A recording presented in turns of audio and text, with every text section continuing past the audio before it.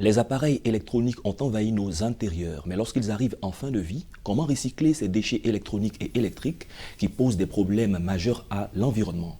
Les enjeux du recyclage des équipements électroniques en Afrique, on en parle dans cet entretien. Bienvenue à tous. Et M. Alex Guédé Balou, ancien directeur projet de recyclage des déchets et d'équipements électroniques et électriques chez Paro Côte d'Ivoire de 2012 à 2017 est notre invité. Bienvenue M. Alex. Merci. Alors la première question, on parle de déchets électroniques et électriques. Qu'est-ce que c'est? Alors déjà d'entrée, je tiens à dire merci à Midi 1TV et toute l'équipe qui bosse sur cette émission.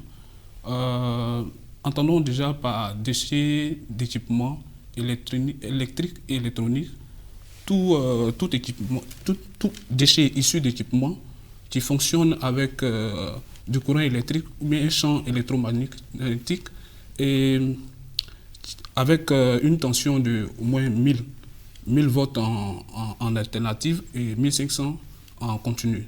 Donc entendez par là tout composant ou bien sous-composant consommable de l'équipement en fin de vie. Voilà. Donc pour résumer, pour dire très simple pour le citoyen lambda, c'est tous les équipements en fin de vie. Ouais. D'accord. Nous le disions tout à l'heure dans votre présentation, vous avez eu la gestion de tout ce qui était équipement électrique et électronique pendant près de 5 années. Dites-nous, quelle est la provenance de ces déchets électroniques et électriques sur le continent africain? Sur cette question, tout le monde est unanime là-dessus, que ce soit des experts ou bien que ce soit ceux-là même qui, au quotidien, œuvrent dans cette filière. La majorité de ces déchets proviennent des pays, je dirais, des pays européens.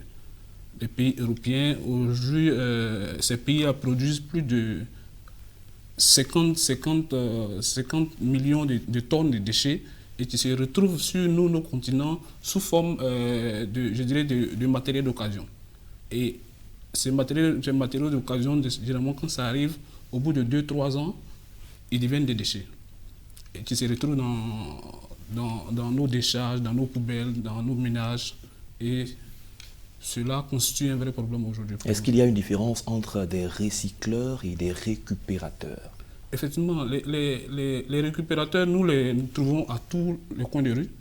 Les 5 ans de pratique que j'ai fait dans ce domaine, avec mon équipe, nous a donné de côtoyer ces personnes, ces récupérateurs, que nous appelions collecteurs, qui, pour des raisons pécuniaires, qui collectent ces déchets et qui en font le démantèlement et font l'extraction du cuivre, du fer, et après c'est l'incinération.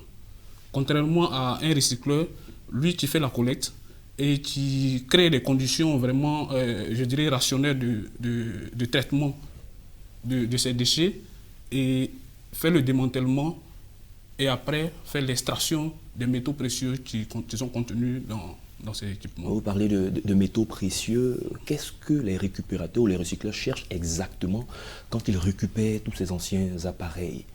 Au niveau des récupérateurs ou bien des collecteurs simples que nous croisons ici dans nos différents casses, ce qu'ils récupèrent, eux, c'est l'aluminium, le cuivre et puis les fils électriques. Contrairement aux recycleurs, c'est vrai qu'ils cherchent aussi le cuivre, ils cherchent tout ce que je viens de citer, mais au-delà, il y a des métaux précieux comme par exemple le palladium, l'iridium, il y a de l'or, il y a du cuivre, du fer qu'ils arrivent à extraire.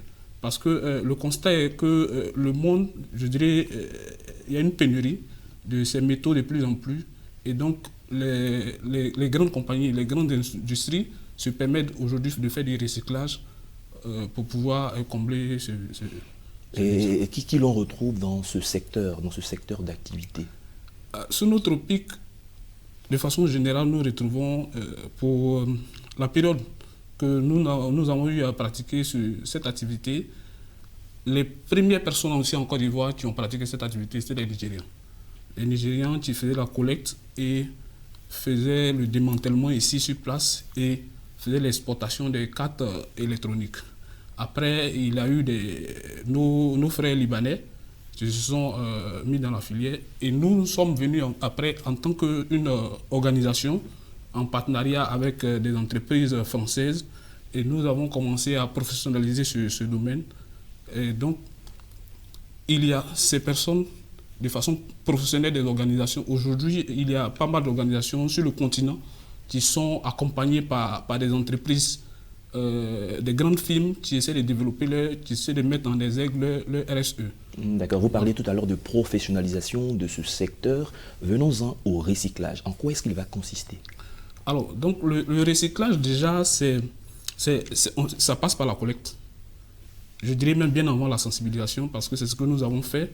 Nous avons fait une étude du terrain, nous avons essayé de sensibiliser toutes ces personnes qui sont dans le domaine, que sont les réparateurs, que ce sont les ménages, toutes ces personnes qui, chaque jour, dont la vie, je dirais, est organisée autour de ces équipements. Et donc, par la suite, il y a la collecte. Une fois la collecte est faite, il y a l'entreposage et le démantèlement s'ensuit.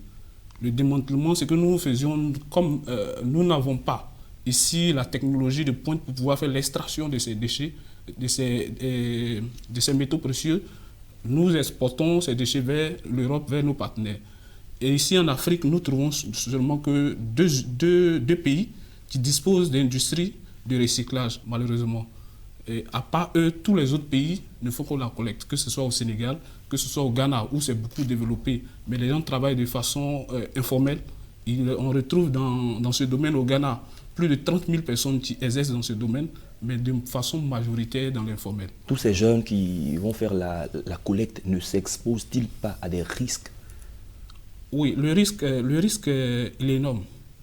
Il est énorme parce que le danger est d'abord, je dirais, sanitaire. Parce que ces personnes-là traitent de façon, je dirais, irrationnelle ces déchets.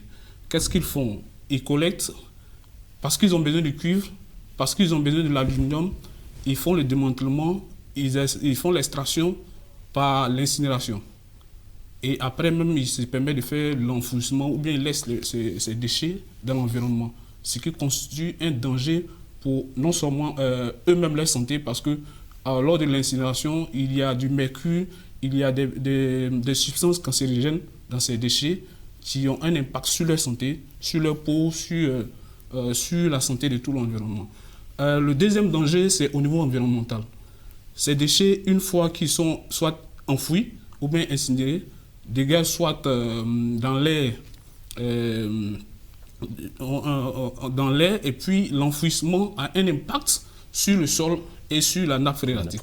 Oui. Et donc, par la suite, ça contamine l'eau que nous buvons et on se retrouve avec des maladies. D'accord. Avec ce tableau sombre que vous peignez, en quoi est-ce que le recyclage de ces différentes ordures serait une opportunité, notamment pour les jeunes Africains?